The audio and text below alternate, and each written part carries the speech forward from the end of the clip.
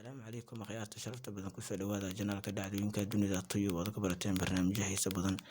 Maantana mowduuca waxaan idinku haynaa 10 nin ee ugu cayilan caalamka dhanka culeyska, magacyadooda, dalalka ay u dhasheen iyo inta uu gaaro culeyskoodu. Waxaanu kasoo bilaabi doonaa nambarka 10aad inagoo ku keenayna nambarka 1aad. Haddaba la socod wanaagsan.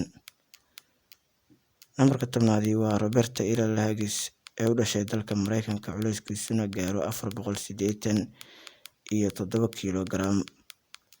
Nambarka 9aadi waa Patrick Dwell ee dhalashadiisu tahay isna dalka Mareykanka, culeyskiisuna uu gaaro 486 kilogaram. Nambarka 8aadi waa Michael Hebronko oo isna u dhashay dalka Mareykanka, culeyskiisuna uu gaaro 499 kilogaram. Nambarka 7aadi waa Francis John Langis ee isna u dhashay dalka Mareykanka, culeyskiisuna uu gaaro 538 kilogaram. Nambarka 6aadi waa Walter Hudson ee u dhashay dalka Mareykanka, culeyskiisuna uu gaaro 543 kilogaram. Nambarka 5aadi waa Roberta Butler ee u dhashay dalka Mareykanka, culeyskiisuna uu gaaro 544 kilogaram.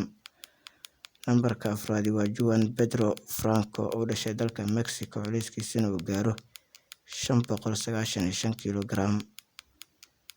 Nambarka 3aadi waa Manuel Uribe oo u dhashay dalka Mexico, culeyskiisuna uu gaaro 597 kilogaram.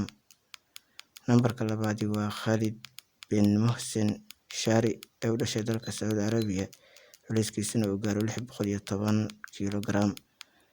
Nambarka 1aad ee ugu dambeeya waa John Browser Minoch ee u dhashay dalka Mareykanka, culeyskiisuna uu gaaro 630 kilogaram.